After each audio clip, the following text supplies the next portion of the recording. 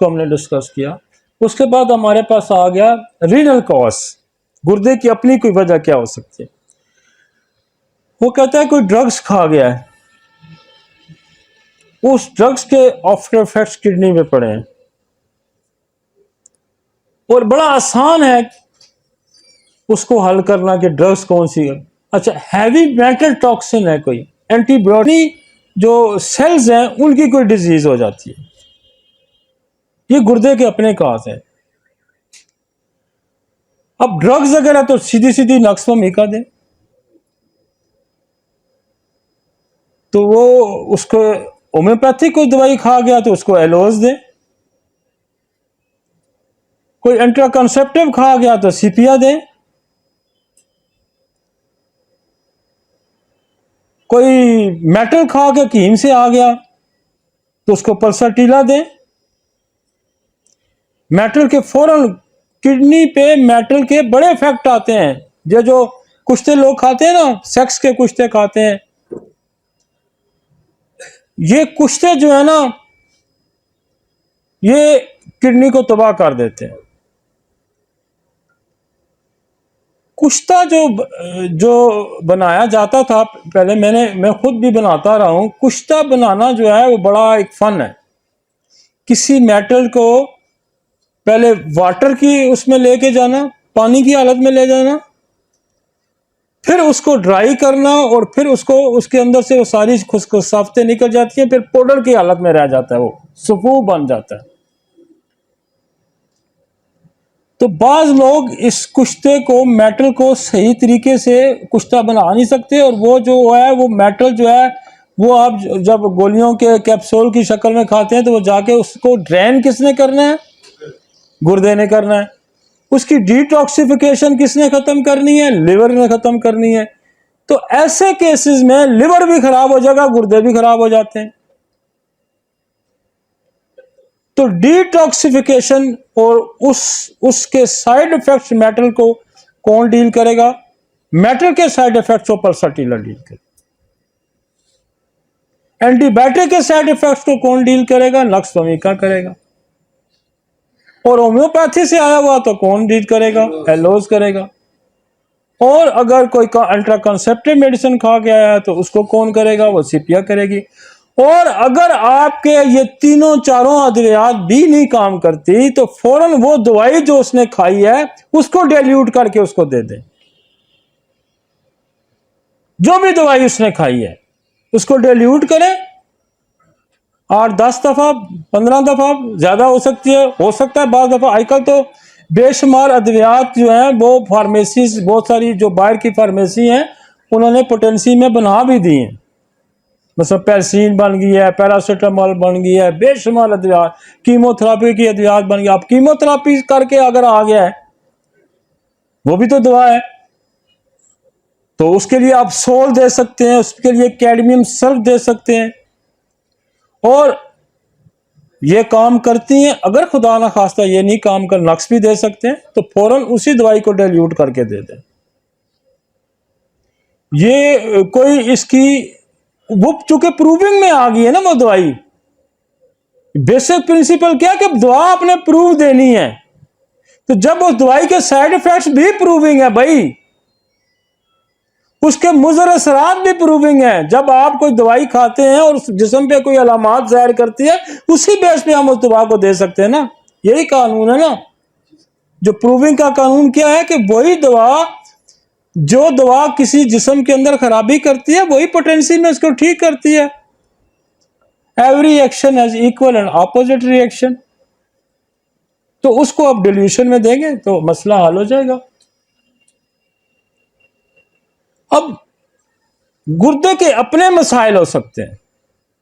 गुर्दे के अपने मसाइल कैसे हो सकते हैं कि जो उसके सेल्स हैं, टिश्यू है, वो डैमेज होने शुरू हो जाए। मतलब ऑटोइम्यून डिजीज में हो सकते हैं। और इन सेल को भी वजह जान के कि हो सकता है किसी की फैमिली में ट्यूबरकुलोसिस की हिस्ट्री आ रही हो, किसी की फैमिली में साइकोटिक हो, किसी को सिफिलिस हो, तो वो एलिमेंट कंसीडर करके मियाज़मेटिक दवाई दें। और इसके लिए फिर हमें मॉर्फिनम है हमारे पास, इसके लिए हमारे पास जिंजबर है, इसके बाद के लिए हमारे पास प्लम्बम मेट है, इसके के लिए हमारे पास क्यूप्रम आर्स है, इसके लिए हमारे पास यूरिक एसिड है। अगर यूरिक एसिड जिसका इंडिकेटेड है हाई है तो दो दवाइयां बड़ा अच्छा काम करती हैं। यूरिक एसिड भी पोटेंटाइज होकर आ गई है। आप यूरिक एसिड की एक डोज दे दें, आप आर्टिका यूरिन दें, आप लिथियम कार्ब दें तो उसके लेवल कम हो जाएंगे। और ग्रेजुअली किडनी अपना फंक्शन रिड्यूस कर रहा है और उसकी वजह से एक्यूट रीनल फेलियर में प्लम्बम मेट फौरन रिकवरी देगा, ओपियम फौरी सेल्स के अंदर कैपेसिटी बढ़ा देता है। और मार्फिलम तो एकदम ले आएगी। आप अगर सीएम की डोज देते हैं तो with in day, with in 2 days creatinine urea को नीचे लाएंगे। अब बहुत सारे हमारे ये जो टिश्यू के अंदर चेंजेस आ गई हैं।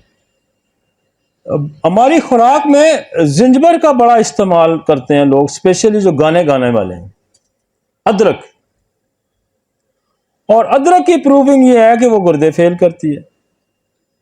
मैं बेशुमार गाने वालों को जानता हूं जिनके गुर्दों की वजह से डेथ हुई है। तो जिंजबर जो है वो बहुत अच्छा इसको ठीक करती है, जिंजबर। और आपके एक और आपको दवाई फौरी सपोर्ट करती है, यूरिया पोटेंटाइज फार्म में मौजूद है। और हम तो यूरिया पोटेंटाइज फार्म जिन लोगों को खारिश वारिश शुरू हो जाती है तो हम यूरिया देते हैं, उसको बड़ा अच्छा सपोर्ट करती है। इसके अंदर पिछले दिनों मेरे पास कुछ केसेस ऐसे हैं जो कि कार्डियक वेस्कुलर की वजह से, कार्डियक प्रॉब्लम की वजह से जिनके गुर्दे खराब हो जाते हैं, और वो है वाइपरा। वाइपरा बहुत अच्छा काम करती है, नाजा बहुत अच्छा काम करती है, लेक्सिस बहुत अच्छा काम करती है। अगर आप वाइपरा को पढ़ें तो वो हार्ट को भी फेलियर करती है, वो लंग्स के अंदर भी प्रॉब्लम करती है, और वो रीनल फेलियर भी करता है, ये सांप जो है। तो वाइपरा के बड़े अच्छे रिजल्ट हैं। अभी भी मेरे पास एक पेशेंट है और वो उसका चूंकि कार्डियक वेस्कुलर प्रॉब्लम था, हार्ट उसका बहुत कम पंप कर रहा है, और हमने उसको नाजा और वाइपरा पे रखा हुआ है, और उसका अल्लाह का शुक्र है उसका सांस भी बेहतर है, उसकी गुर्दे भी बेहतर है।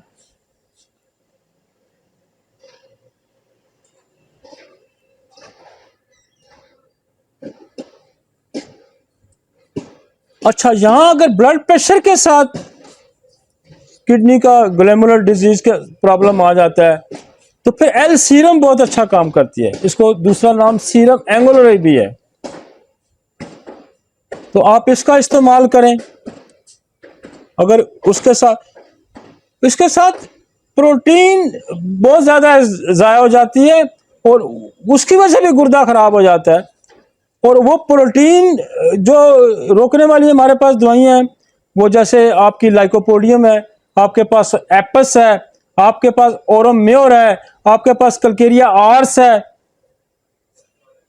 ये उस तरफ आ जाएंगी। और जिन लोगों को शुगर है, डायबिटीज पेशेंट है और उनके किडनी के टिश्यू डैमेज हो रहे हैं, जिनकी शुगर है और उनके किडनी टिश्यू डैमेज हो रहे हैं, तो उसके लिए तो बहुत एक्सीलेंट वर्क है हेलोनियाज का। उसको आप एलोनियाज दें, उसका प्रोटीन जो है वो बिल्कुल एलोनियाज आप देंगे, हफ्ते 10 दिन में उसको रिड्यूस कर देगी। और ये एक ऐसी दवाई है कि जो कि रीनल फेलियर में उन लोगों के जो डायबिटिक की वजह से जिनके रीनल फेलियर होता है या जिनकी प्रोटीन जो है जाया हो रही होती है, उनके लिए एलोनियाज दें। और उनके लिए प्लम्बोमेट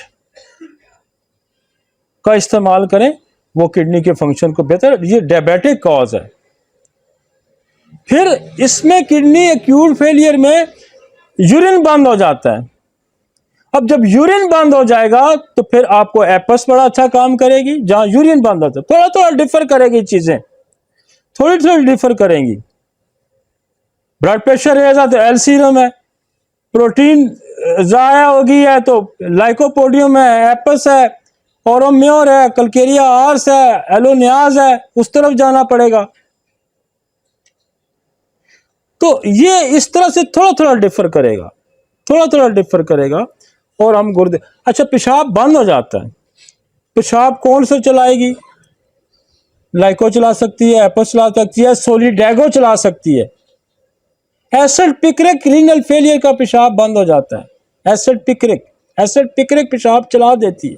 और ये क्रॉनिक लिवर फेलियर में, किडनी फेलियर में भी बहुत अच्छा काम करती है एसिड पिक्रिक, सोलिडैगो।